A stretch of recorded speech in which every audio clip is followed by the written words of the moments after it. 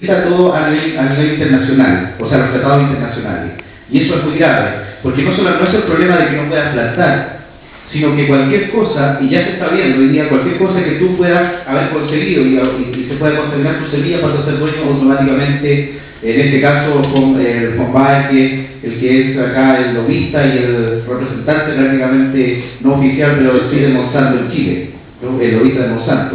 Y eso es grave, porque no solamente se apropia de lo que ellos te puedan vender, sino de lo que tú tienes y que han sido contaminados por ellos. Entonces eso es una de las nuevas formas de utilización del alimento como trabajo de control de los pueblos.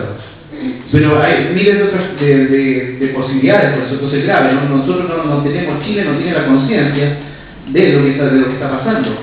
O sea, es tan ridículo que un senador que se supone que es progresista como Tuma, cuando le preguntan y dice, que yo conocí familias que compraron la semilla y les fue muy bien, que compraron semillas. Pero no solamente lo que tú dices, sino también hoy día la contaminación que está sufriendo Alemania, por ejemplo, de los pepinos son pepinos transgénicos y los pepinos son de Monsanto. Y hay 10 muertos. Pero ustedes ven, nuevamente la prensa no dice eso, dice solamente pepinos españoles. Como en algún momento pueden decir, no sé, el trigo mapuche mató a alguien. Entonces, son muchas problemáticas que nos vienen a nuestro territorio.